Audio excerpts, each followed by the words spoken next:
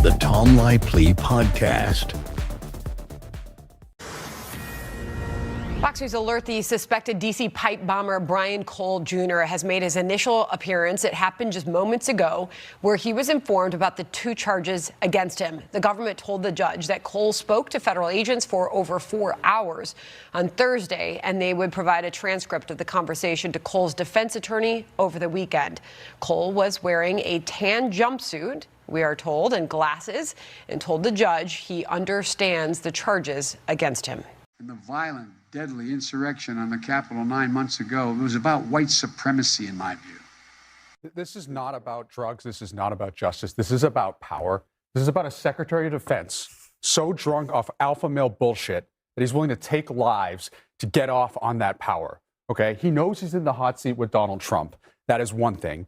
And my question to everybody here is, do you really want a person leading the largest employer in the world of 3 million people who are willing to take lives to keep power? I think the answer is no. No, actually, it's yes, because I'll read a quote that was also in the Washington Post from the Obama administration. We use double taps all the time. Today's Washington Post. We use double taps all the time. You could have an initial signature off a target that's been hit, and if the person squirted, meaning they were injured, we would hit it again. That was the head of the Defense Intelligence Agency under Joe Biden. The architect, was that Obama, excuse me. Was that in the ocean? Obama, this is the Obama administration. By your own definition of what's in the Pentagon says, I'll finish. This is a war crime. So this is a war crime. The person who orchestrated the Obama drone program, right? The Obama drone program, which killed hundreds of innocent people, right? Innocent people, not drug traffickers. Those were not war crimes. The person who orchestrated that, the Democratic Party in the Senate actually voted to promote that guy to the head of the CIA. So this is full of crap. Secretary of Defense Pete Hegseth is uniquely unqualified for his role. Every day, it becomes clearer that he is engaging in unlawful, illegal activity. That is why today I am preparing 2 articles of impeachment against Secretary of Defense Pete Hegseth. Let me just start by saying I don't care, not one bit, genuinely and wholly do not care about these 2 men in the boat. We're talking about 2 people who were clinging to life. How about the thousands of Americans every month that are on the floor in some bathroom clinging to life because of overdoses from drugs that these people brought? These guys are not good guys. But this basically follows the typical Democratic fact pattern. It starts with a fake news story about Pete Hegseth that gets disproven. Right? He didn't actually order them to kill everyone. That's been sort of taken back. And then it goes into the part where Democrats defend the bad guys at the expense of law enforcement and now the American military. This is kind of standard Democratic operations. And if you ask me, I give more of a crap about the Americans who are losing their life every single year to drug overdose than 2 jerks floating on a boat trying to flip it back over or whatever. It doesn't matter. This is FIFA, the Fédération Internationale de Football Association, awards the 2025 FIFA Peace Prize, Football Unites the World, to Donald J. Trump, President of the United States of America, in recognition of his exceptional and extraordinary actions to promote peace and unity around the world. Friday, December 5th, 2025. This is the certificate. It's yours. Thank you very much. This is truly one of the great honors of my life. And beyond awards, John and I were discussing this. We saved millions and millions of lives. Will you apologize for what you said about ICE, comparing them to Gestapo? To identify who they are when they operate, to not use unmarked. Okay. Is bullying okay? Is bullying okay? As teacher, is bullying okay? Yes or no? Is it okay to bully somebody? I think yes there's or no? a time to push back at a bully. So yes, I do think there's a time. So you think it's okay to bully others? I think it's okay to bully the bully. People driving by my house and using the R word in front of people. This is shameful. And I have yet to see an elected official, a Republican elected official, say, you're right, that's shameful. He should not say it. So look, I'm worried. We know how these things go. They start with taunts, they turn to violence. Because you've said so many outlandish things that you can't even keep track. I went on Anderson Cooper, Governor Walz, and you said, how high is this wall? If it's 25 feet, then I'll invest in a 30-foot ladder factory. Do you think that helps our federal government carry out its law enforcement, its border security and policy operations? When did I say that? You know, he talks about this wall. I always say, let me know how high it is. If it's 25 feet, then I'll invest in the 30-foot ladder factory. You went on Anderson Cooper and said that. You not remember saying that? Because you've said so many outlandish things that you can't even keep. Or Puerto Rico, where I'm in my home state of Delaware, they're good, decent, honorable people. The only garbage I see floating out there is his supporters. His demonization is seen as unconscionable, and it's un-American. Admiral Bradley was totally justified in a decision he made. A decision, by the way, that was broadcast on multiple secure screens at the Pentagon in Fort Bragg, and that hundreds of people watched in real time with probably dozens of JAG lawyers. So what the Washington Post said last week was a complete lie.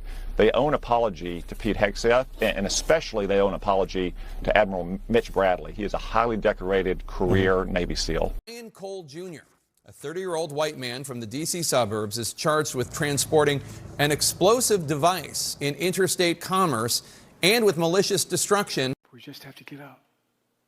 As long as we keep the faith, summon hope, and get back up and remember who in the hell we are. We're the United States of America. That's who we are. We're the U.S. And there's nothing. I mean...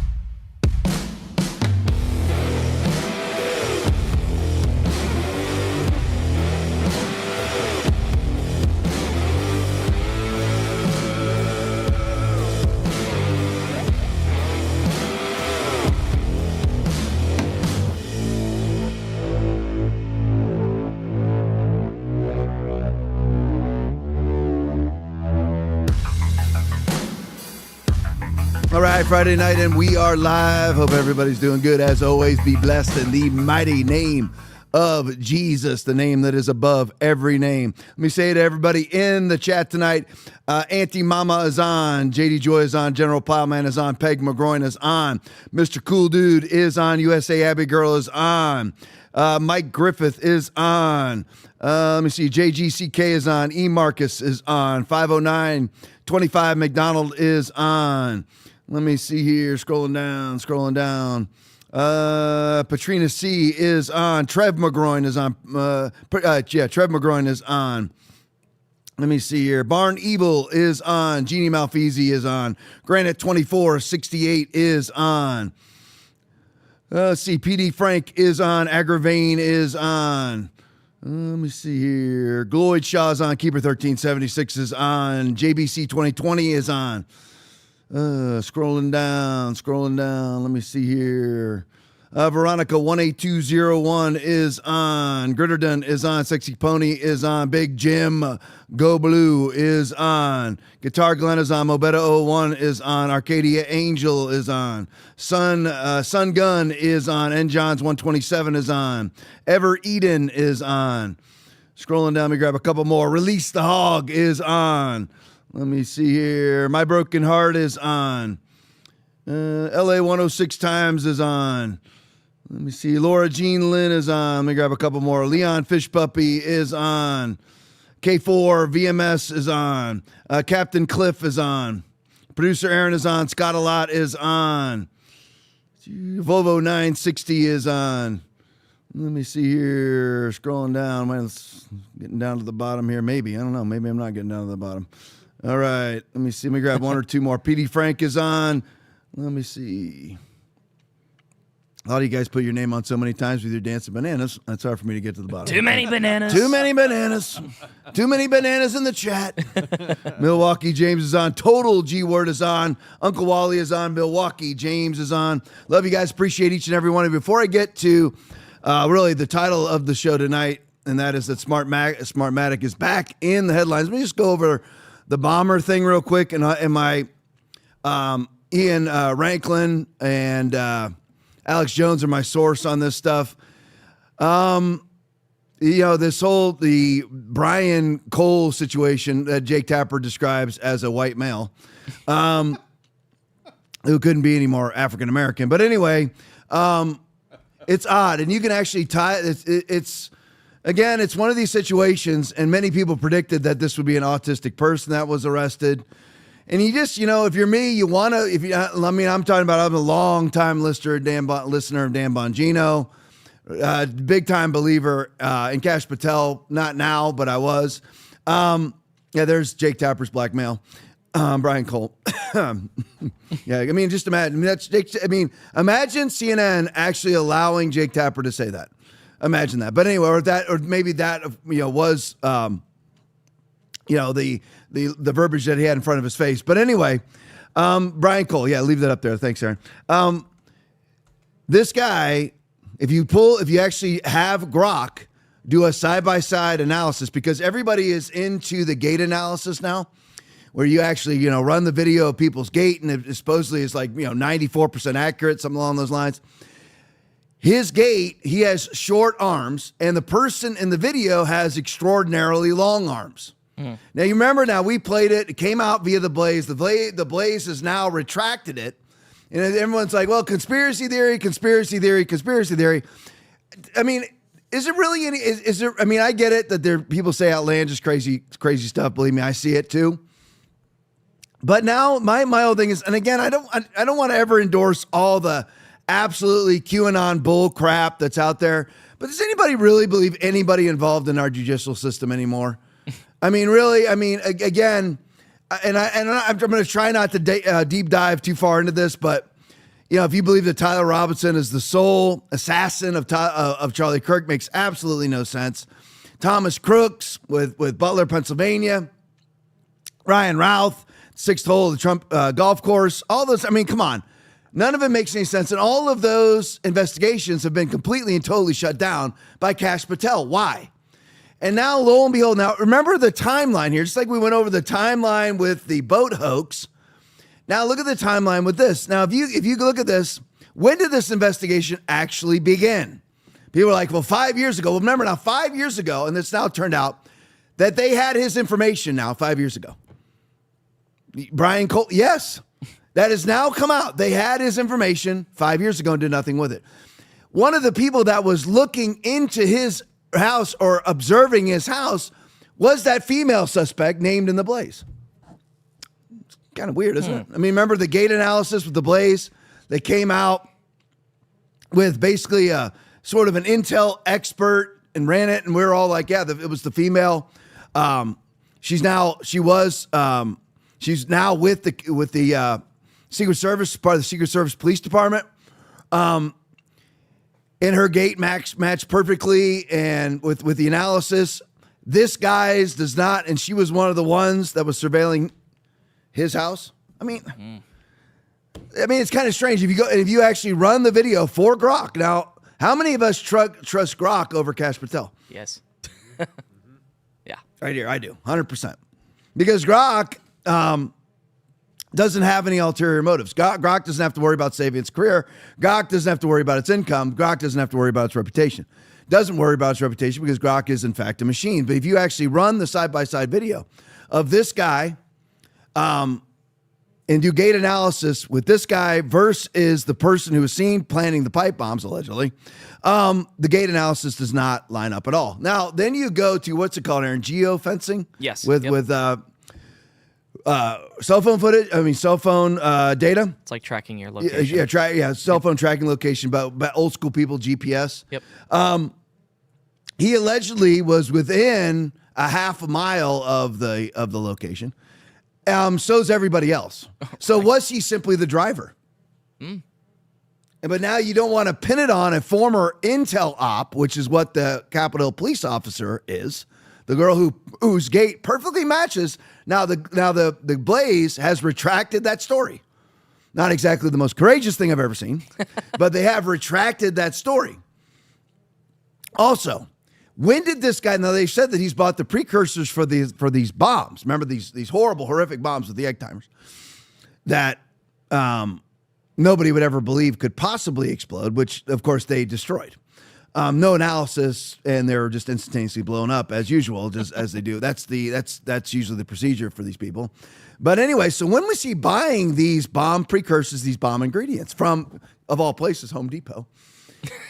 That's where you go buy bomb ingredients, right? Home Depot. Okay, now you might be thinking, well, yeah, but fertilizer is what they, wasn't McVeigh, blew up the federal building with Oklahoma City, the Murrow building, whatever it was, Murrow building. But anyway, no, that was an industrial size bomb in a truck. These are pipe bombs this big. You don't use fertilizer from Home Depot. You're going to go to the manure section and the rock section and build a bomb? No. But anyway, allegedly, so he was in Home Depot. Now, what did he buy them, though? Now, before I say that, now they've said that he's confessed. He said that he's confessed. Now, remember, this is an autistic young man. He's not young, really. He's 30-something years old, 31, I think. So he's autistic, lives with his parents. And this is the guy who's the mastermind behind all this. Well, he says he's confessed. Now, why did he do it? He said because it was a fraudulent election. Now, this guy is the son of Democratic Party operatives who have a bail bond business that specializes in bailing out illegal immigrants. They are devout Democratic Party acolytes. They're not Democratic Party voters. They are Democratic Party acolytes, but somehow this kid confessed and said, I'm blowing up the RNC and the DNC because they stole the election from Trump. That's funny how that kind of works in. You're like, well, yeah, but you have like Patel and Bongino. They certainly said, both of them said that it was to some degree a fraudulent election. They weren't as bold as people like Alex Jones or myself and Bannon saying the election was absolutely stolen, but they did at least acknowledge that there was fraud involved in the election. But just remember, though, that Bongino and Patel didn't do this interview. And for those of you who've never done an interrogation, 25 years as a cop myself, done many, if the person's vulnerable enough, you can get that person to confess to anything. Yeah. Because here you're dealing with a person who's probably operating at a functional level. Sometimes autistic people can be very highly intelligent. I don't know if he is or not. Doesn't mean they always are. We're not dealing with Rain Man every time here. I'm not saying he isn't. I'm just saying you're not dealing with Rain Man every time who can beat the house in Vegas. I'm saying you never know what spectrum you're dealing with here. But you can, especially when you're dealing with somebody who's probably operating at a teenage level, you can get that person to confess, and they don't even understand situations to the degree that if you confess to a crime, you're going to spend the rest of your life in prison. They don't get that. They don't get those connections of dots. They don't get the essence of consequences. They don't get it. I mean, you're like, how could they not? They don't. That's how they get confessions all the time. So I'm not exonerating Bongino and Patel. They should be looking at his confession, looking at this interrogation, and determining for themselves whether it's valid or not.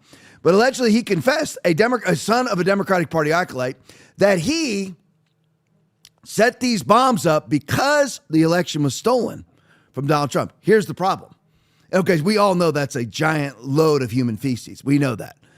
Because this is not a MAGA operative. Although now, of course, and Bongino and Patel are going to allow this to play out because what it will do is it will take heat off of them.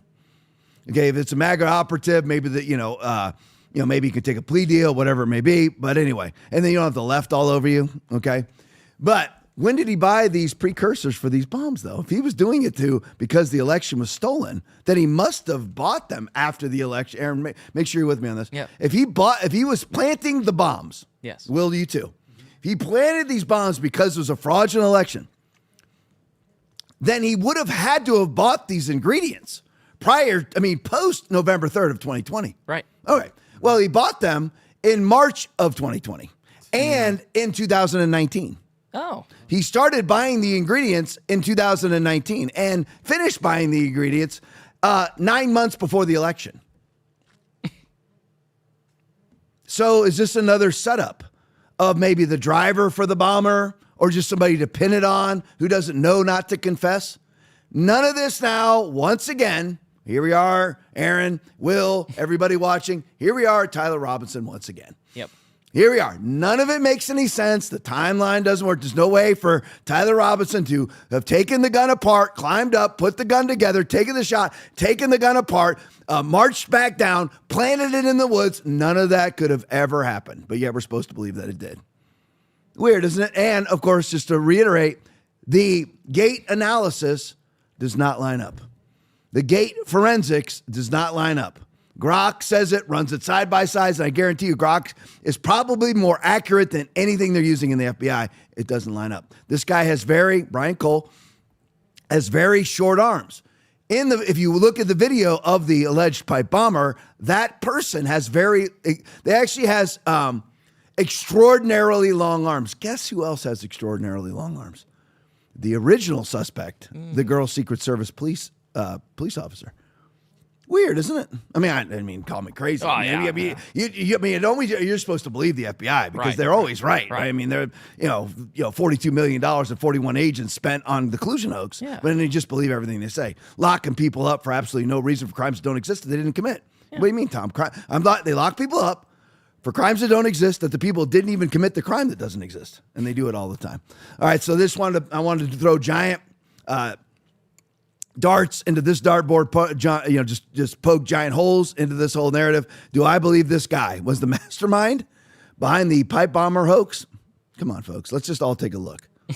It's not the case. All right. And it's a joke, and it's a joke. Oh, last thing. So when the Blaze put out, and it was Kyle Seraphin and the Blaze kind of all at the same time, put out the suspect possibilities of the Secret Service police department woman who was former intel op. And then they put that out.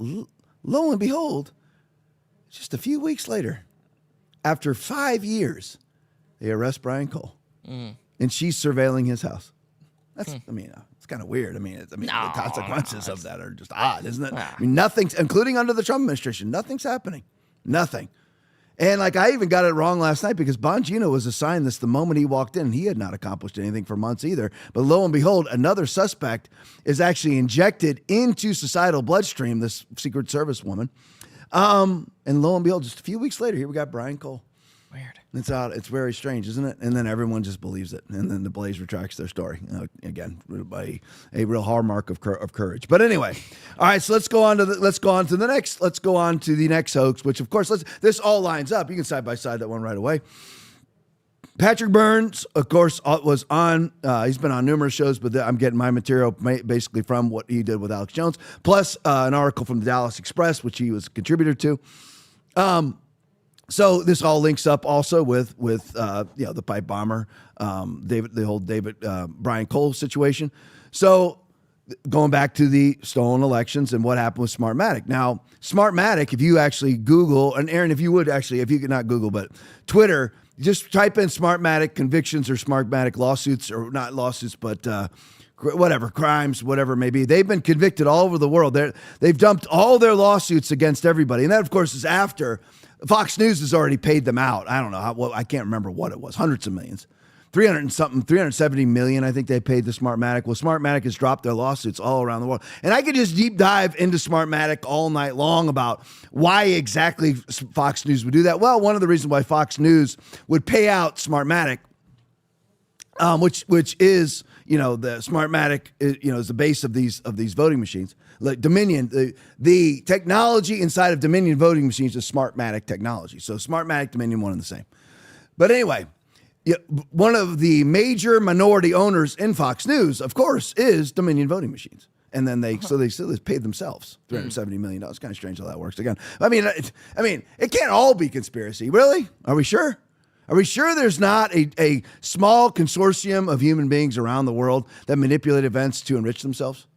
Are we sure? That's not the case. World War I, World War II, Vietnam, Korea, Gulf Wars, everything else, Bay of Pigs, and anything and everything. But anyway, I digress. Oh, yeah, Fox's it's way off. Fox's settlement was close to $1 billion. $787 billion they paid to one of their major minority stock owners. That's weird.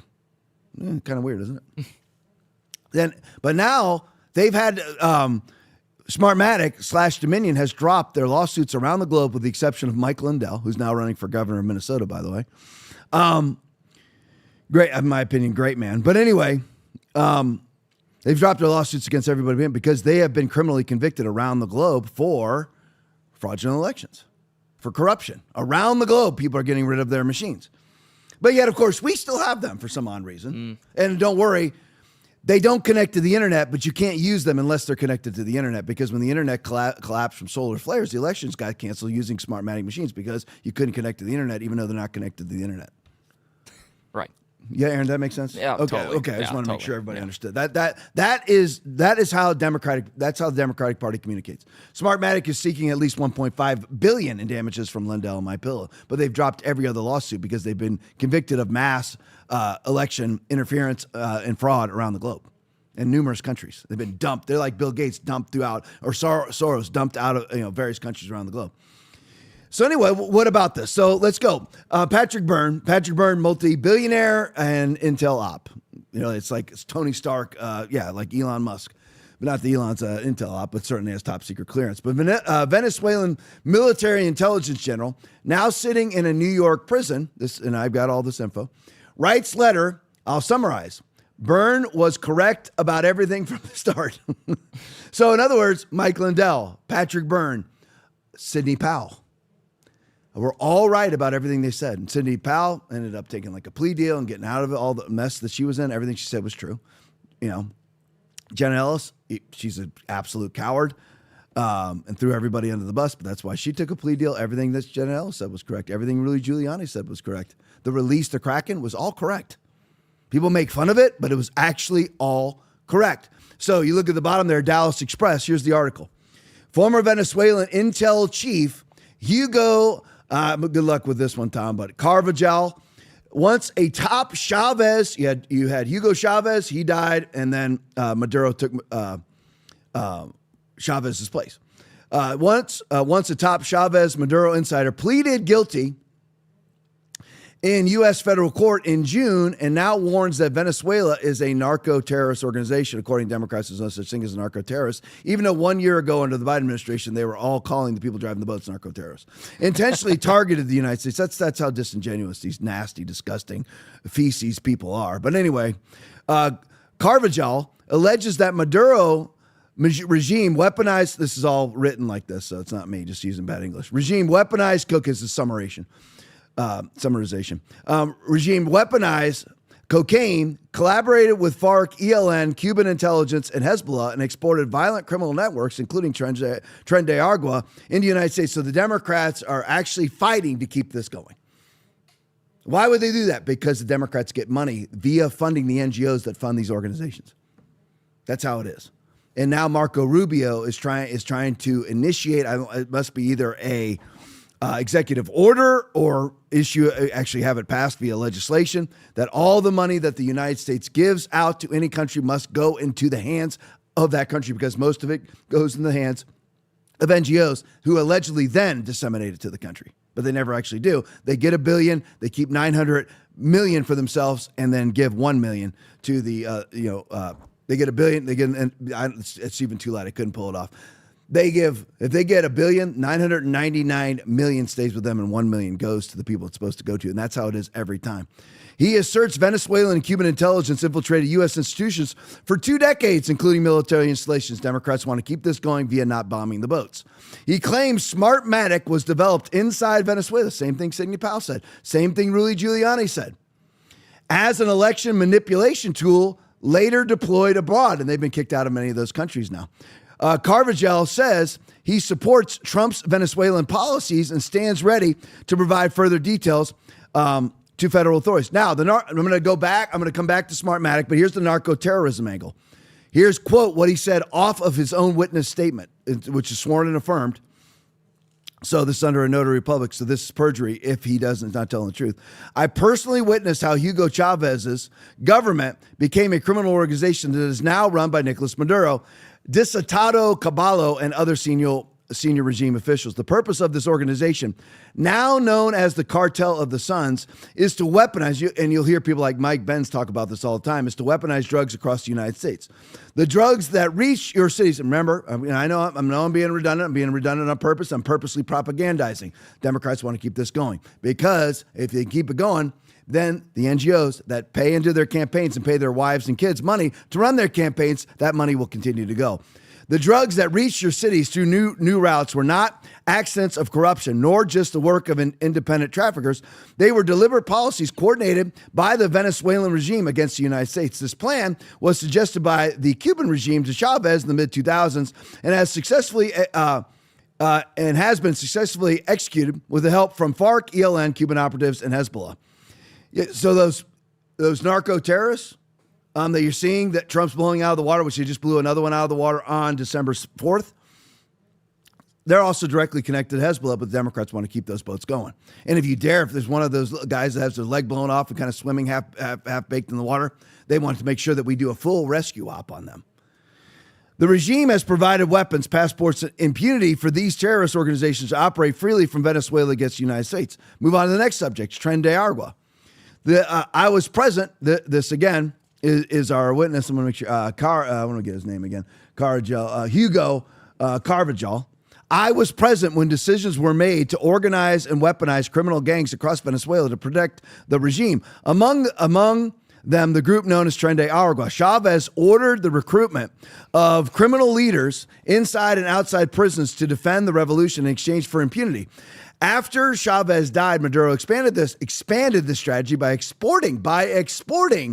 Democrats want to keep all of Tren de Agua in there too. You had a Democratic congresswoman today blocking ICE in the middle of the streets until she was actually maced. After Chavez died, Maduro expanded this strategy by exporting criminality and chaos abroad to target Venezuelan political exiles and artificially reduce crime statistics within Venezuela, just like Biden did with the UCR. Gang leaders were instructed to send thousands of members out of the country. This was coordinated through the Ministry of Interior, the Ministry of Prisons, the National Guard, National Police Forces. Tren de Agua became the most effective and fastest growing. When the Biden-Harris open border policy became widely known, they seized the opportunity to send these operatives into the United States. They now have abundant, armed personnel on American soil. To finance their operations, they were explicitly instructed to continue kidnapping, extorting, and killing. Every crime they commit on your soil is an act ordered by the regime. Isn't that exactly what Trump said? And that's called heresy, and that's called it's called conspiracy theory by the Democrats. All right, so on to Smartmatic. That just backs up the whole continuation of blowing these boats out of the water. On to Smartmatic. Smartmatic, and this again is part of his witness statement. Smartmatic was born as an electoral tool of the Venezuelan regime, but soon derived into a tool to help keep the regime stay in power forever. I know this because I placed the head of IT of the National Electoral Council, CNA, in his position, again, Hugo Carvajal, in his position and reported directly to me. And he reported directly to me. The Smartmatic system can be altered. This is a fact. He saw the development.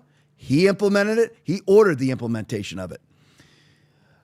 This technology was later exported abroad, including the United States. Regime operatives maintain relationships with election officials and voting machine companies inside your country.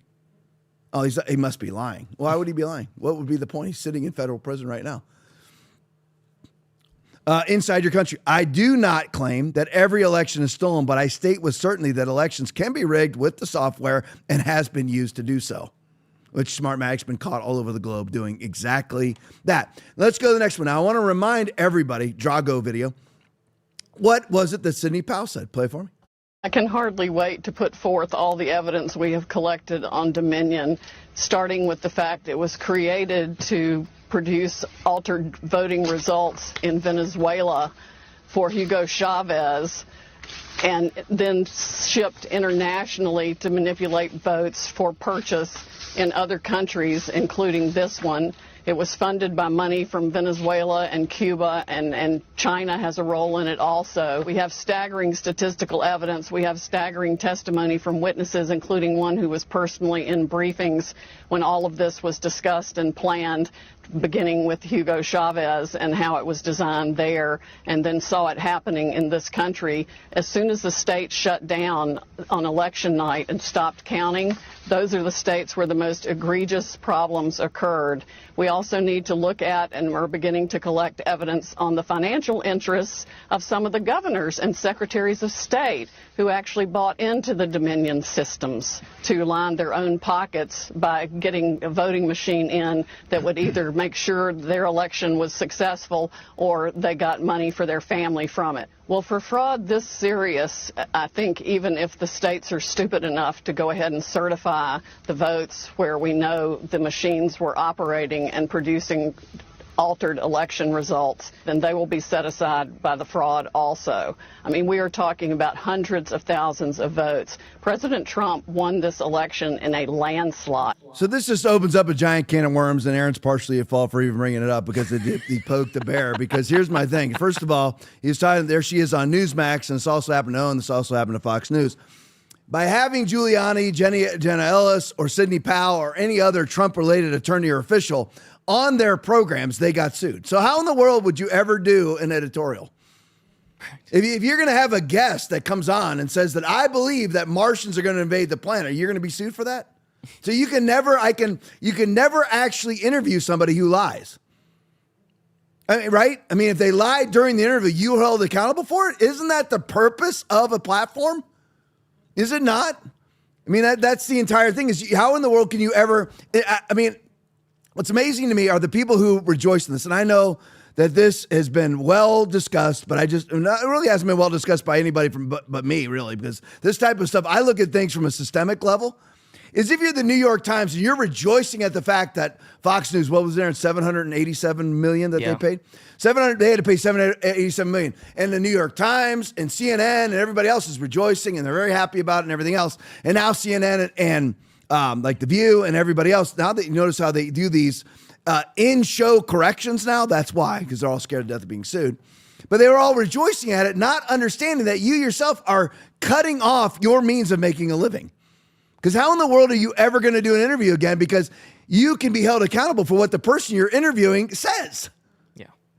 So if they say defamatory material, make a defamatory statement, you as the interviewer are going to be held accountable. That's what happened with Fox News. That's what happened with OWN. That's what happened with Newsmax. Now, some of those lawsuits I think have been dropped.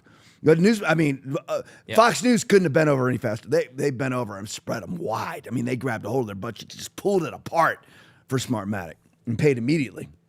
I don't know what happened with OWN and Newsmax. So just putting that out there. And Sidney Powell was eviscerated and criminally prosecuted for basically a lower tier sedition for questioning an election. Now, we already have it. I mean, you've already seen it on whether it's not Rosie O'Donnell, it's Kathy Griffin has said on the record that this election was stolen.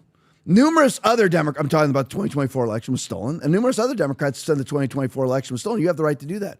And all anybody ever asked was for there to be a forensic audit or simply just have an audit of some sort. Not a recount, an actual audit, because an audit would have shown the corruption.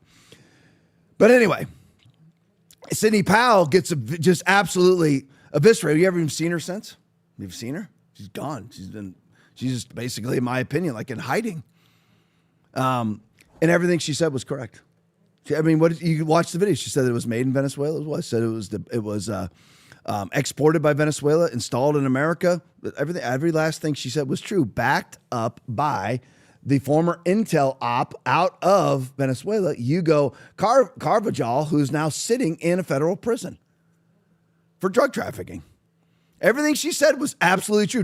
And Smartmatic has been criminally prosecuted around the globe and has dropped all their lawsuits with the exception of Mike Lindell, which the only reason why that hasn't been dropped is because you have a corrupt judiciary inside of the corrupt state of Minnesota. I mean, very corrupt. That corruption that's reached $1 billion so far from Somali immigrant Barack Hussein Obama Biden imported low IQ, inbred Somali corruption is at $1 billion now, but it's expected to reach $2 billion.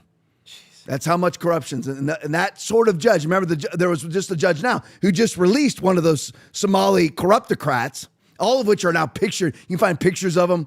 Well, this one anyway. This one was unrelated, still convicted.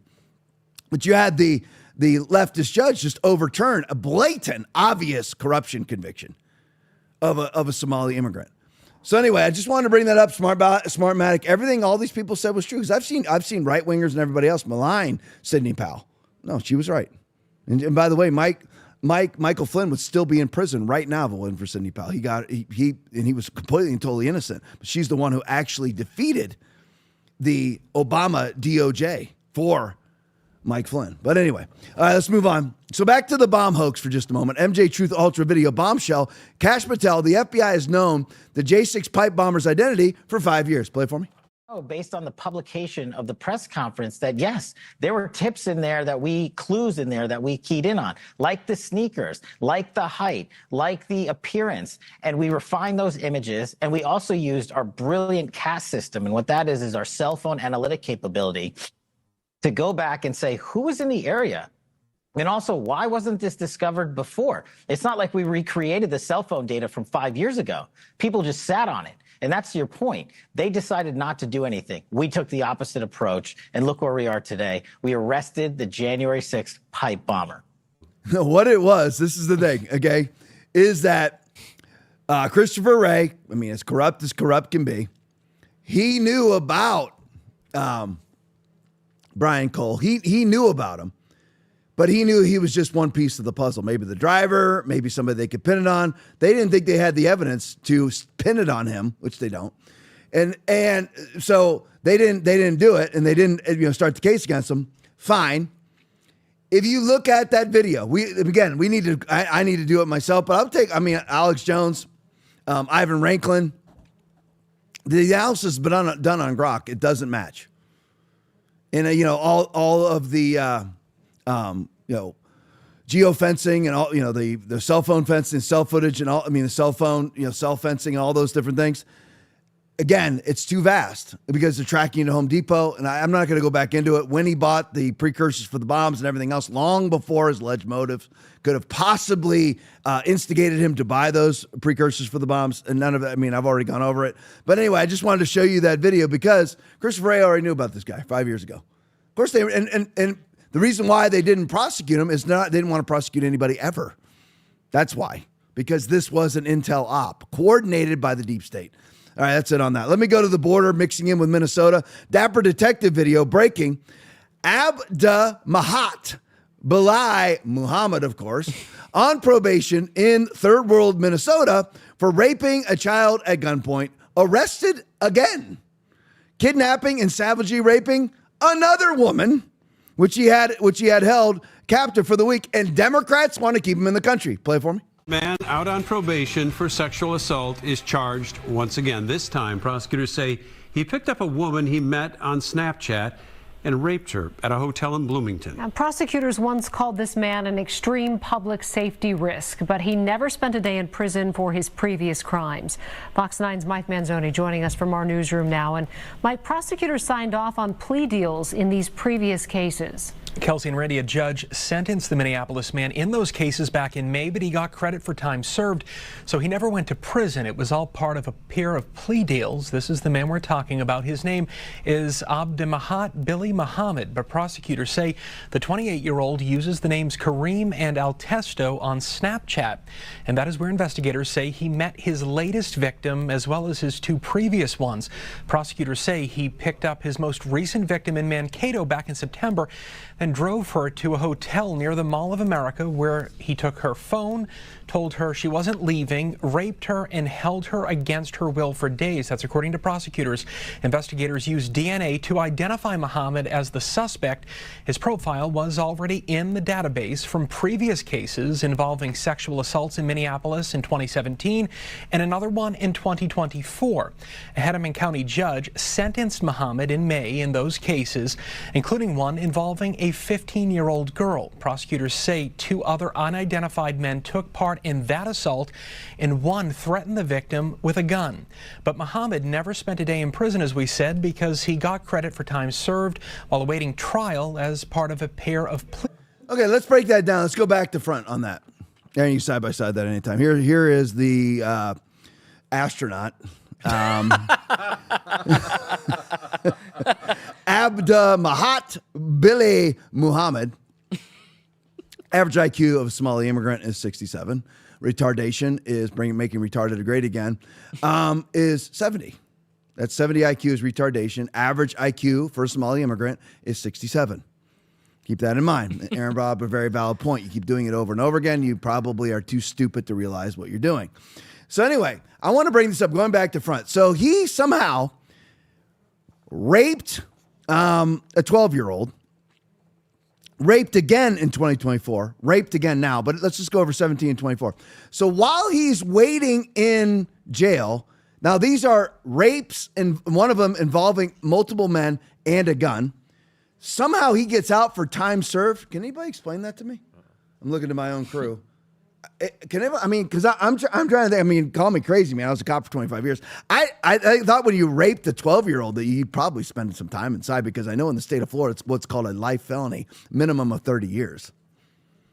How in the world do you get credit for time served on a rape of a minor, and you're out during the 3 or 4 months that it takes for your trial to come to fruition? Can anybody explain that to me? I'm just curious how that works, because these news people, there's Goebbels propagandists who will do anything to keep their jobs, so they're not going to investigate anything. So I'm just wondering how it is that you can rape somebody at gunpoint and get credit for time served to the place where you are released before your trial, basically right after your trial ends. So he's in jail for a couple months for raping a child at gunpoint. Can anybody explain that to me? And not only that, but it was another rape too, because he already had a rape before the latest rape, and now he's got another one. So I'm just curious. On probation in Minnesota for raping a child at gunpoint, arrested again, kidnapping and savagely raping a woman, which he held captive for a week. That's interesting, isn't it? And prior to that, he was already convicted of raping a child at gunpoint, and then gets released for credit for time served. I thought that would be something that you would spend decades in prison for. Let's just be nice, shall we? Wouldn't you at least spend years in prison? How do you get released via a plea deal right after your trial? How does that work? And let me ask everyone 545 people that are watching, 548 with the three of us. Doesn't it just feel good to you that this guy's out on the street? Mm. And you have somebody who probably has an IQ of 60, if that, wandering around the street with a very, very lively sex drive. Isn't that great? And just so you know, hopefully you're a Democrat and you've stumbled upon this show. Your party releases these guys over and over and over again. How long will it be until one of these people reaches your family? You really think you're going to be... So you really honestly think that if Abdulmahat Billy Muhammad came up to you or your wife or your daughter and you said, "Don't touch us, we're Democrats, we allowed you in the country," that he's going to spare you? You really think that? All right, let's go to the next one. Rapid Response 47 video, flashback to 2016, when Ilhan Omar pleaded with a judge to show leniency to 9 Somalis in Minnesota who were charged with trying to join ISIS, demanding compassion and a restorative approach to justice. Play it for me. Sentencing for 9 Somali American men is set for next week in Minneapolis, but a newly elected official is asking for leniency. Minnesota Representative-elect Ilhan Omar wrote a letter to the judge asking for compassion instead of decades of prison time. And Fox 9's Karen Scullin joins us now with what she had to say to defense attorneys and U.S. Attorney Andy Lugar. Karen? Well, defense attorneys are asking for leniency, but so are several others who filed letters to the judge on behalf of the defendants. But U.S. prosecutors responded tonight with strong arguments why all of them should, in fact, receive the recommended sentence. Election night was just 2 days ago, but it seems Minnesota Representative-elect Ilhan Omar may have already made her first move as an elected official. In a letter signed November 8th, Omar asks a U.S. district judge for compassion when sentencing 9 Minnesota Somali American men convicted of trying to join the terrorist group ISIS. She says the best deterrent to fanaticism is a system of compassion. We must alter our attitude and approach if we truly want to affect change. We should refocus our efforts on inclusion and rehabilitation. Hey, we got to see another picture of a group of astronauts right there. There they all are. There they all are, a group of astronauts.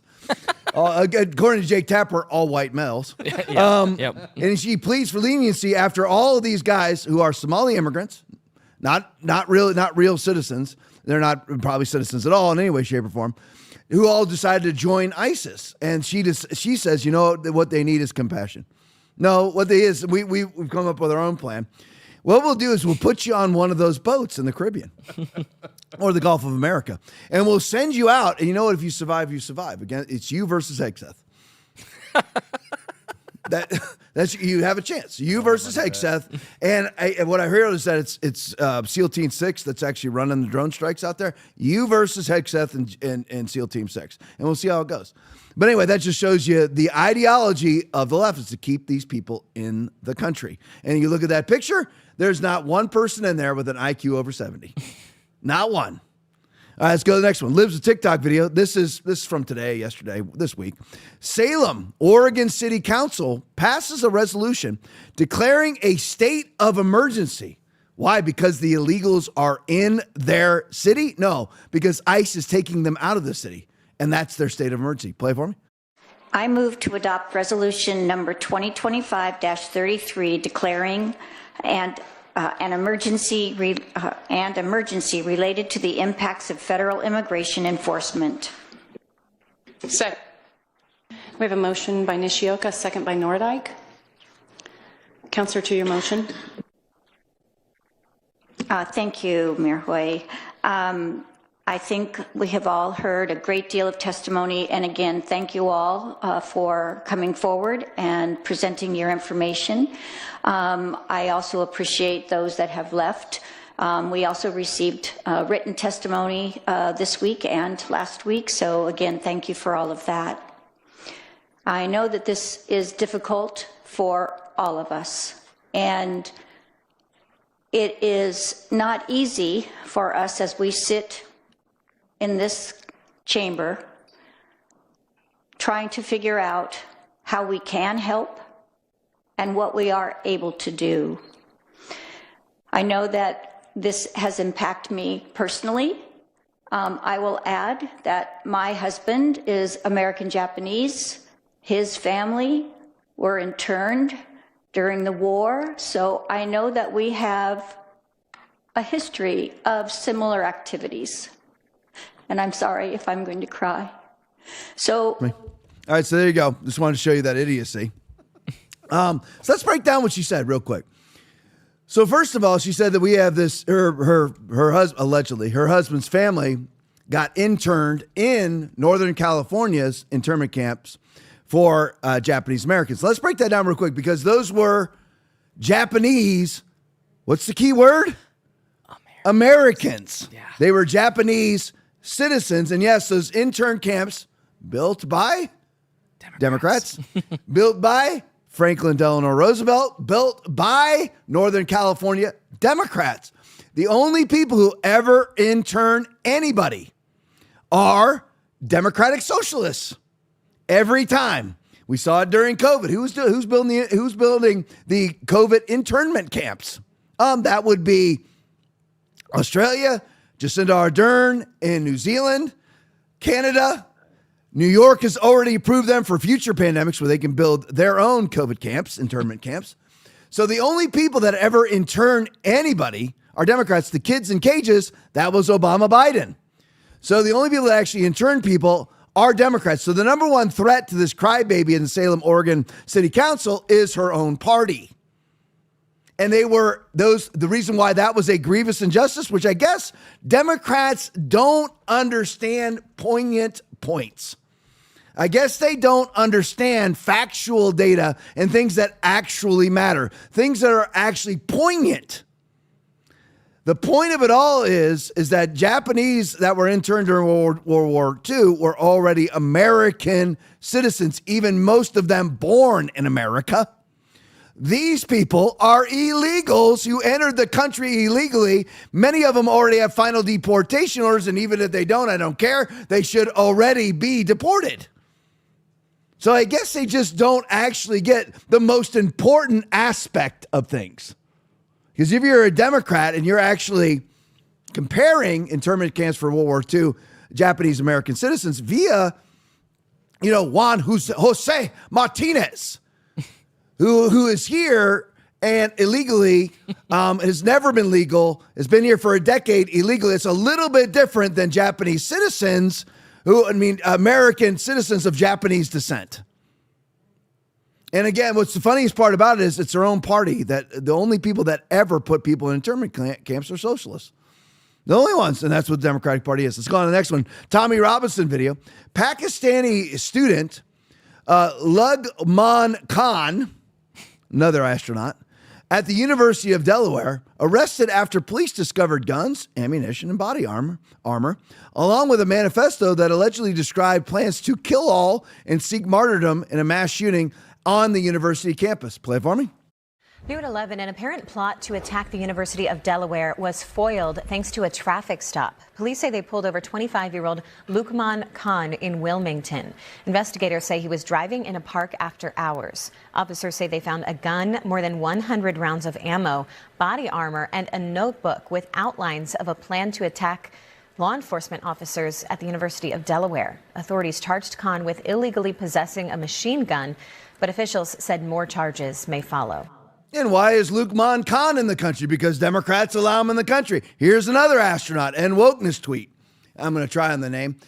Quinlan Lee Abram abducted a 12-year-old in Tampon Timmy's, Minnesota, and raped her. St. Paul Islamic Center wrote a letter of community support saying he is not assimilated into non-Somali culture. Another one, and by the way, if I wanted to, I could spend 6 hours, one right after another, out of Minnesota alone.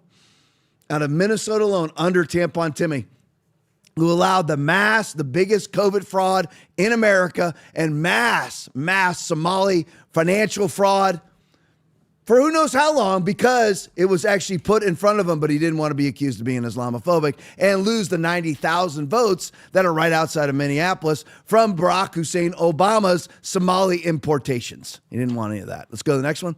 Carly Bonet video. Speaking of Tampon Timmy, and we've already shown you now, we got the Abram, whatever his last name is. We got the one before.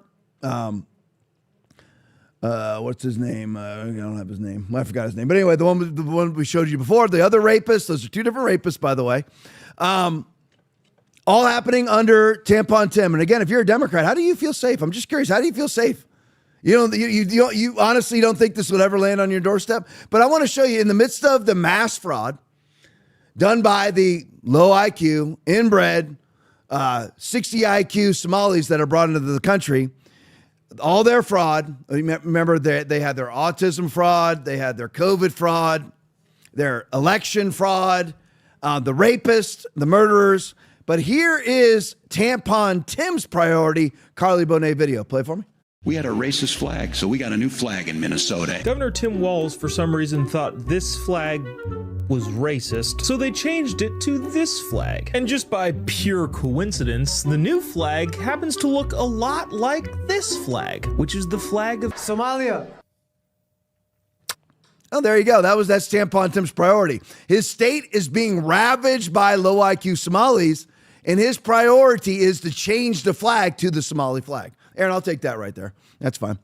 Right there. For all intents and purposes, all you have to do is make it all light blue and put the star in the middle, and that is a Somali flag. I mean, it's basically identical to the Somali flag with a small adaptation. And you looked at the old flag, looked like the flag in the state of Florida, just with the different, different symbolism in the middle, but it basically looked the same. But this is what it was actually changed to. And you're like, why? Because that's how you win elections. Because what happens is in those communities, hardly anybody votes. And this this may not apply to those of us who are red-pilled and watching this podcast right now on a Friday night. We vote in all the elections, but a lot of people don't. But the people who do vote in elections are Somalis because they're trying to slowly but surely take over the state. There it is. That's the state of Minnesota's flag. They vote in all the elections, and there's their new flag. That's the Somali flag, and the one that Aaron just showed before, that's Minnesota's flag. And you flip them back there, Somalia, Minnesota, Somalia, Minnesota. That's Tampon Tim's priority because he can get the votes outside of Minneapolis, where there's 90, that wins you the election, 90,000 Somali votes right outside of Minneapolis alone. All right, let's go to the next one. So I have to show you this video. This video, of course, went mega viral. Gunther Eagleman video. Democratic Rep Adelita Grijalva just filmed herself obstructing ICE. Play it for me. Watch out. Hey, put it down! Put it down!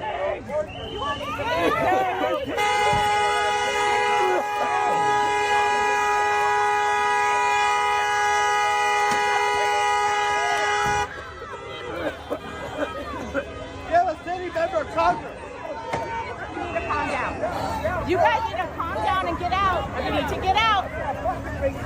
You need to get out.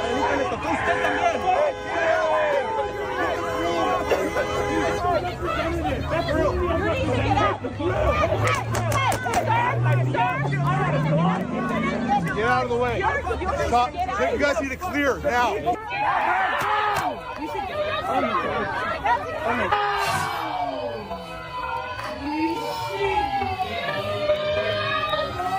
She's got her little pudgy handler. This is a United States Congresswoman. Who cares? Again, let me just reiterate this philosophy to you, because it's not a philosophy, it's actual facts. What she is our piss boy.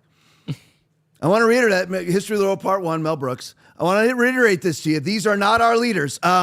What's her stupid name? Adelita Grijalva is not our leader. She does not deserve special privileges. She is our representative, and she may not be yours. She's not mine either. I don't know what state she comes from. She's not a leader. A congressman or a congresswoman or a senator, they are not leaders. They are our representative piss boys and girls. That's what they are. They go around and they hold the piss bucket. That's all that they are. They are our representatives. They have made themselves the rich aristocracy, but what they are, in fact, by the Constitution, by federal law, are our errand boys and girls. That's who they are. And she thinks she has extra power to go out there and obstruct ICE. And as Aaron says, I love when they incriminate themselves. And as Tim L. T-Bird says, arrest her blank. He's right. This is blatant. She's actually telling the ICE agents to calm down and get out, as she's blocking a public street. And whether we win the cases or not, arrest these people. Arrest these people. You have probable cause. Arrest them. I know the judicial system is corrupt, but you might get the right judge in the right jurisdiction. Arrest these people. That's what it's really going to take, and it's still not happening. It really does take. It really is at that level. You must go and arrest these people. Let them. People are so afraid to do it because of the societal consequence. They're going to say this, then they're going to say that. It doesn't matter anymore. Go arrest these people. We're not like the Democrats. We're arresting people for crimes that don't exist, that weren't committed. We're arresting people for crimes that are on video. Let's go to this. Gunther Eagleman video. It's not just Minneapolis. Now that Trump has sent DHS into Minneapolis, Americans are speaking out. I would say about 80% of the government-assisted housing in Columbus, Ohio is occupied by Somalians. Play it for me. Come see Columbus, Ohio, fraud investigators. If you go to the government-assisted housing areas, you will find that most of the housing is Somalians. I would say about 80% of the government-assisted housing in Columbus is occupied by Somalians. And the parking lot is occupied with a whole bunch of brand new cars. And the women walking around have designer purses with EBT cards, and they have Apple iPhones stuck up in their hijabs. Yeah. And then go to the businesses that are owned by the men. Because see, what happens is when you have a restaurant or when you have a little corner store and you have a couple of wives and you only have to claim one, then that means the other wives get EBT cards, and you can use those EBT cards to buy food for your store or your restaurant. Yeah. Or what you can do is you can get a home health aid company. And then you only hire Somalians to work the home health aid. And what you do is you just make sure their paperwork looks right. It don't have to be right, but you just make sure it looks right. And then you send them off for those home health aid jobs. Y'all don't want to talk about fraud. Let's introduce you to Somali-American Abdullah Ali, who came to the U.S. from Somalia in 2009. You're looking at, obviously, the man on my right who had discovered this story. He became a U.S. citizen, started a nonprofit to help immigrants, started several businesses, including a multi-million-dollar migrant care service agency. And in 2024, he ran for president as he raised money to bankroll a militia in Somalia. Yes, you heard that right. A U.S. citizen who, according to the Main Wire, gave an interview with Kenyan media in which he said he raised money in the U.S. to buy weapons, munitions, and supplies for paramilitary force he had hoped to lead as the president of Jubaland. Yes, that is a real state in Somalia. He was running for president in Somalia. Of course, he lost the election. We reached out to the Gateway Community Services in Maine, which Ali founded, did not hear back, ironically enough. The man who broke this report, editor-in-chief of the Maine Wire, Steve Robinson, dude, this is crazy. You really can't make this stuff up. I mean, the guy's running a migrant services agency that bills MaineCare, which is what we call Medicaid, about $5 million a year. At the same time that he's running for president, and to be clear, in Somalia, that he's running to be the warlord of Jubaland. Elections in Jubaland aren't exactly like elections in America. It's, whoever has the most guns is able to certify the election. So he needed to buy a paramilitary organization and paramilitary support in order to win that election, and he lost it. But at the very same time that he was in Jubaland and Kenya trying to become a warlord in southern Somalia, he was getting no-bid contracts from the administration of Governor Janet Mills, a Democrat who has been in cahoots with Gateway Community Services from the very beginning. So if there's one thing that I would implore your listeners to understand, it's in Minnesota and in Maine, it's not just the Somali diaspora that has come over here and decided to engage in this criminal behavior. It's an industrial complex with the Democratic Party that enables and turns a blind eye to this behavior because they benefit from it through political support. And indeed, Abdullahi Ali's number two, his assistant executive director, is the former mayor of South Portland, Maine, and is currently a state representative from South Portland and a member of the Appropriations Committee, Decca Delac. One of his former employees, Yusuf, is a representative from Portland. Many Gateway Community Services alums have gone on to become involved in politics, and Governor Janet Mills created the Office of New Americans specifically to cater to the new Americans, new Mainers, illegal aliens, and the only employee of that organization is Alkas Ahmed from Sudan, who is a former employee of Gateway Community Services. I wish I had more time for this, but you're on a roll.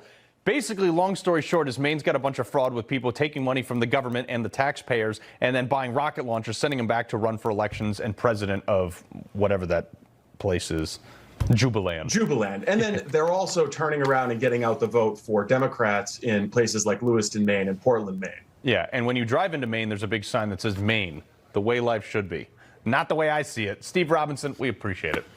All right, so there you go. Let's just go over this real quick. So you have Janet Mills, the governor of the state of Maine, who created an office called the Office of New Americans.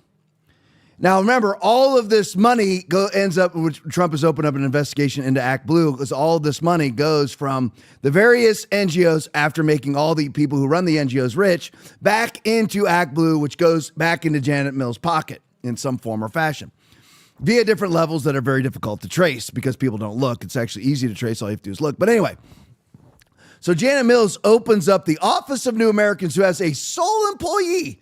His name is Ahmed Amar, or Alkez Ahmed, the sole employee, who, I believe he was from the Sudan. So anyway, she also was giving all of this money through no-bid contracts, which is, by the way, can we all say it out loud? Illegal. She was giving no-bid contracts to the tune of $5 million a year to Gateway Services, run by, which is a migrant service agency. So she also creates Office of New Americans, so she gets Somali money back, Somali votes, Somali money into her own bank account. Then that's not good enough. She gives $5 million worth of no-bid contract money to the Gateway Services, which is a migrant services agency solely serving migrants.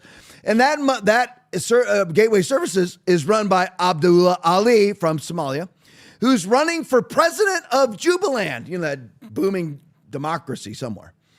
No, it's just basically a war-torn faction of Somalia, which is run by warlords, which, again, as the host from Newsmax says, you will win the vote if you have the most AR-15s.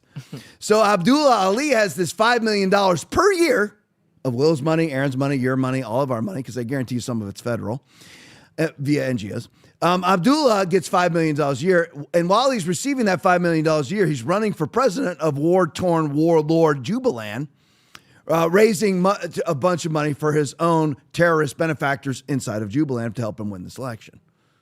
This is it. This $38 trillion in debt.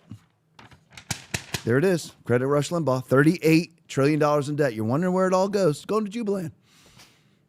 Jubaland. So that Janet Mills can enrich herself. So that Janet Mills gets money somehow or another. Doesn't matter whether it actually ends up in her account. Does it elect her?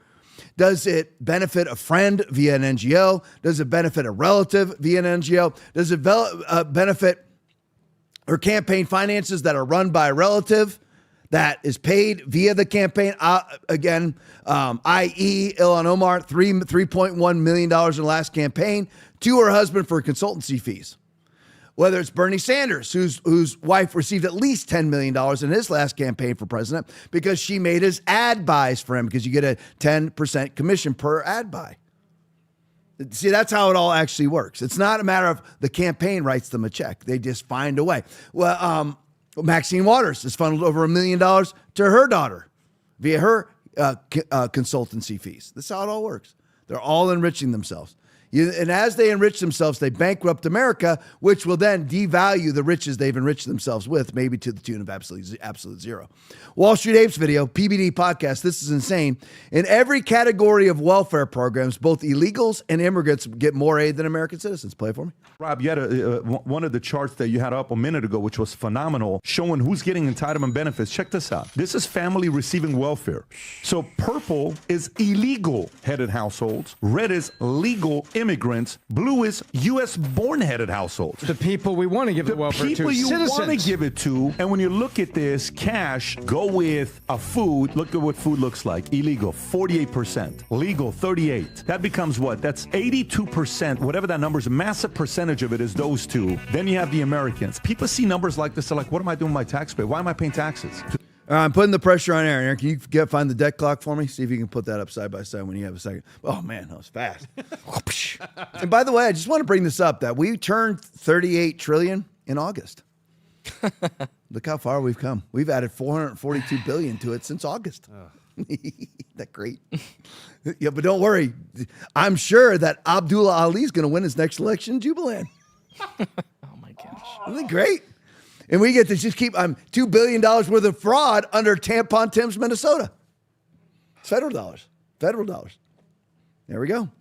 Just wanted to put out these stats to your Credit PBD podcast, Wall Street Apes video. Food assistance, breakdown of families receiving welfare. Food assistance, U.S.-born headed households. 25% of the food assistance is given to United States-born headed households. Mm-hmm. Legal immigrants get 34%. Legal immigrants, who I don't agree with either, should be moratorium on all immigration. Mm-hmm. Illegals get the highest percentage at nearly 50% of food assistance in the United States goes to illegals. Medicaid, who receives this money? Breakdown of families receiving welfare in the form of Medicaid. 25% goes to U.S.-born headed households. 36% goes to legal immigrants, and 40% goes to illegals. As you have Abby Phillips on her show sparring with Scott Jennings saying that illegals don't receive any Medicaid. Abby, 40% of all Medicaid goes to illegals.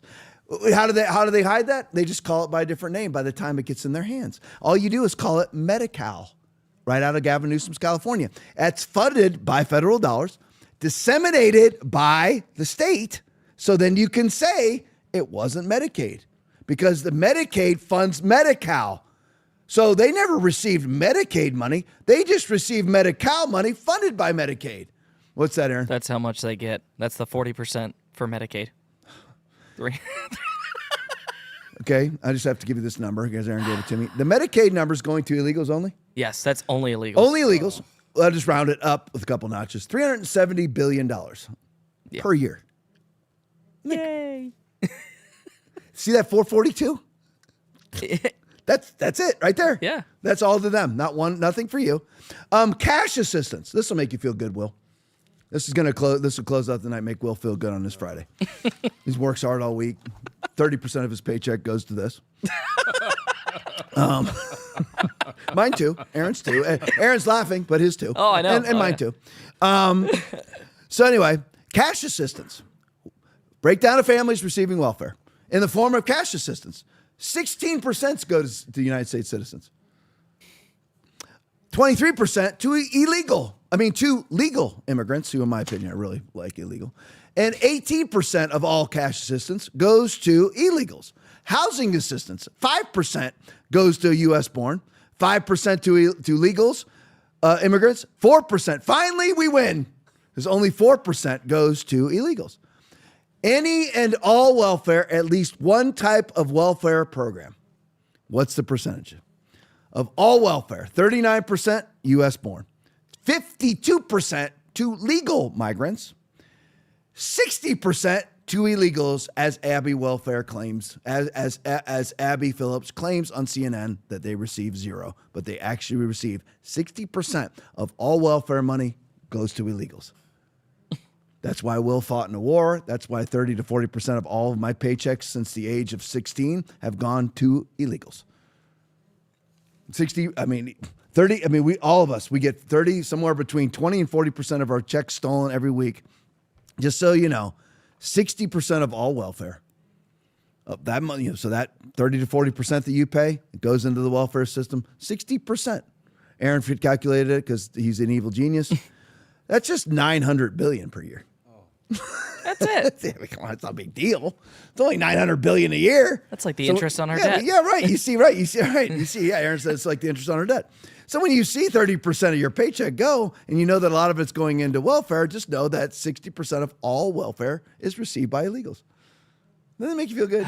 So you're actually paying for the people to commit rapes on 12-year-olds. Isn't that fantastic? You get to pay for these astronauts moving into the country with a 60 IQ. Isn't that great? Democratic Party for you. That's just a perfect summation of the Democratic Party. Merry Christmas. Merry Christmas. But anyway, happy Friday. That's it. Rumble Rants tonight. I don't know. What do you think? I think it's GL Burke Jr. GL Burke Jr. That's a new one to me. Thank you so much. $50. Thank you so much in the rant. Jules, 21 hours. Always giving in the rant. Thank you so much, Jules. $10. Thank you guys so much in the rant. Thank you guys so much in the chat. Have a great weekend. Join us for Foundation Church this Sunday. I don't know where you're watching from, but unless it's a great Bible thumping, never close for COVID type of church, Hellfire and Brimstone Church, Promises of God Church, never close for COVID church, come and just join us online. Don't go to some compromised church. Don't do it. Join us online. Make us your home church. Give to this church. Attend this church online. Just do it that way. I'm telling you, I never would have said that 6 years ago, but most churches are garbage. So attend a real church. Join us 10 a.m. Eastern time, Sunday morning, right here at Foundation Church. If you can, join us in person. Google Map and see how far it is away. 13,000 South Tamiami Trail, Northport, Florida. I'll be out in front of the church saying hey to everybody. About somewhere around 900 to 1,000 people attend the church, but I go out in front, and whoever wants to shake hands, I'm there to shake hands with them. But anyway, so I'd love to meet you. I'm meeting a lot of people via their name in the chat in the front of the church on a very regular basis. So join us this Sunday at Foundation Church. If I don't see you then, I will see you Monday night at 9 p.m. As always, stick around for the post game. You'll love it. And I love you guys. I appreciate the 570 people that are on right now. Love you guys so much. Like and share. Make sure you follow us on Rumble, by the way. I never say these things. It's probably why we don't increase like we should, is because I never talk about it. But, smash the like button, smash the follow button, get an account on Twitter, follow us also on Twitter. Let's expand this out as far as we can get it. The Bible mixed with politics. But anyway, I love you guys. Stick around for the post game. If I don't see you Sunday, see you Monday night, 9 o'clock. One last time, God bless you and Merry Christmas. Revelation 22:18-19. For I testify to everyone who hears the words of the prophecy of this book. If anyone adds to these things, God will add to him the plagues that are written in this book. That's what goes on with people who want an accommodating message. I want to be understood. No, there's nothing in there in the Bible about God understanding. Here's God's commands. Do them or do not. Have you ever had a question you were too afraid to ask? Or a thought you knew everyone was thinking but no one dared to say out loud? Welcome to the Hope Hotline, where nothing's off limits and we say what others won't. Real talk, raw truth, your questions finally answered. Thanks for watching the Tom Laipply podcast. We appreciate your support. As a special thank you, when you donate $25 or more, you will get a free TLP koozie. Enjoy your favorite cold drink while tuning in to our latest takes on current events. Your support keeps us going. Donate now to claim yours. President Biden has spent days locked in intense preparation, surrounded by his closest advisors at Camp David. And our sources are telling us tonight that full mock debates are underway at the podium, under the lights. He's even watching tape to know exactly what he's going to see when he steps up to that lectern. His team shot a video during a walkthrough of the CNN studio. And as I reported while covering him at the White House, when Biden prepares, he does so incredibly intensively. So just how worried were Biden aides before the former president's disastrous debate last summer? According to Ron Klain, his chief of staff, his concerns could not be overstated. At his first meeting with Biden for debate prep, quote, Klain was startled. He'd never seen Biden so exhausted and so out of it. Biden was unaware of what was happening in his own campaign. Halfway through the session, the president excused himself and went off to sit by the pool. The part about the pool, he went off, this is in the middle of debate prep, went off to the pool and he took a nap. We just have to get up. As long as we keep the faith, summon hope, and get back up and remember who in the hell we are. We're the United States of America. That's who we are. We're the U.S. And there's nothing. I mean, you guys see this video from a Somali immigrant. He's telling us what's what. meel kasta wax soo galayaan baa loogu daata dhalinyarada loo yaqaan mega ee loo soo gaabiyay Make America Great Again ee Tim Trump ahaa ay kala bahdile dagaalku ha socdo saas ha lagu wado Minnesota anaga iska leh Mareykan anaga iska leh. Well, there you have it. They've taken Minnesota, and they're going to take out the rest of America, too. And you have got to admire the confidence, right? That is a lot of bravado, especially when you consider that none of that confidence or bravado helped them to take Somalia. And just a quick tip here, Sport. If you don't have what it takes to take out a couple of strung-out warlords, you do not want to dabble with rural America, because we got a lot of country boys and veterans that, quite frankly, they've been itching to get back into it.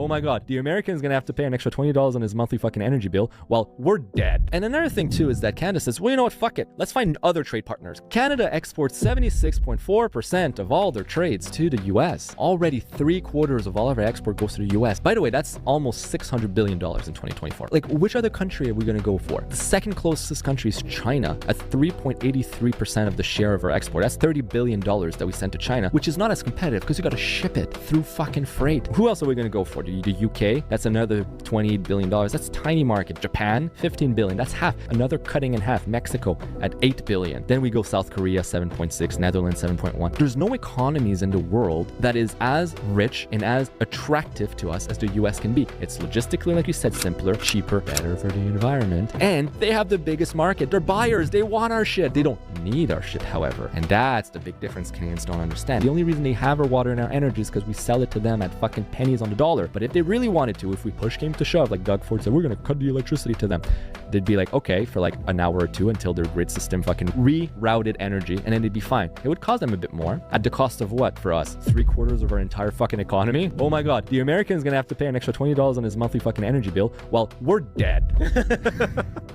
Yeah. The progressive pendulum has swung too far. In other words, we are having conversations in America right now where people are calling math racist, where people are calling punctuality white supremacy. We're having conversations where people who swam on the boys' team last year are swimming on the girls' team this year, winning all the races, and no one is allowed to notice. And I think for the average American, that is a bit much.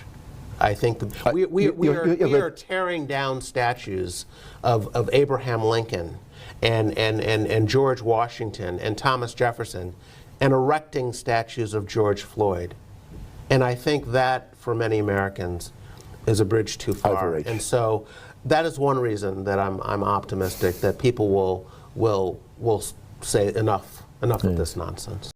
So last night, I attended an underground secret meeting with our neighbors in a neighborhood in North Georgia, a large neighborhood of about 1,500 people, red state, red town, and about 60 of our neighbors had a secret meeting. I'm not exaggerating, secret. It was passed one by one to people that are against this dictator Trump and all the corruption that's going on in this country. And we met a half an hour away from our neighborhood, so none of our neighbors would know, most of them we guess are for Trump, that we were actually having this secret meeting. I happened to speak at the meeting for a few minutes, and I suggested that we form a club and we meet at our clubhouse. We have a huge 40,000 plus square foot clubhouse in this neighborhood, and we have lots of room.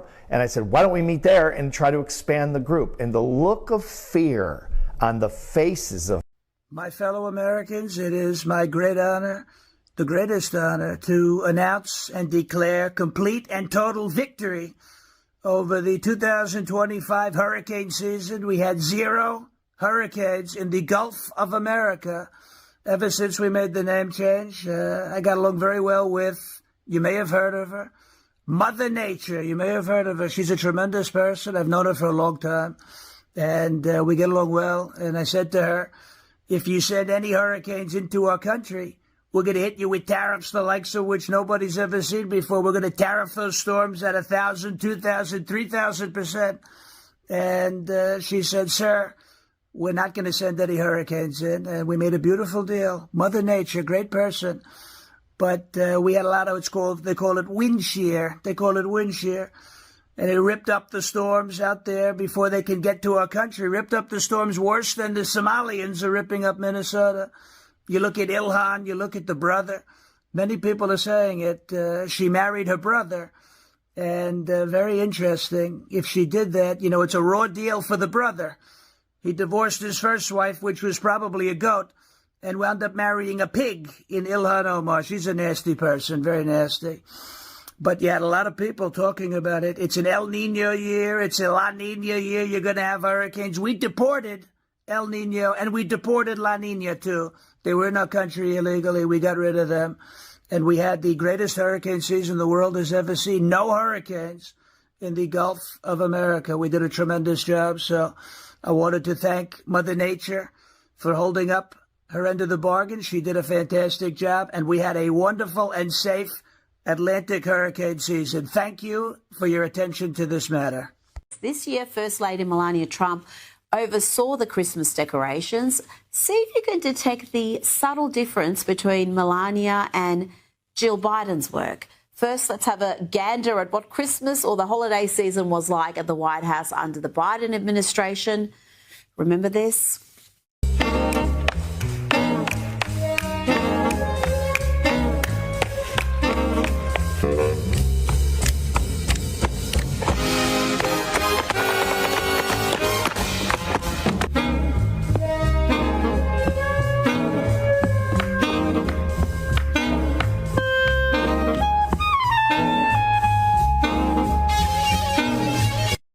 I think we've had enough of that weirdness. We've had our quota for weird today. Let's have a look at this year's White House Christmas decorations under the guidance of Melania Trump.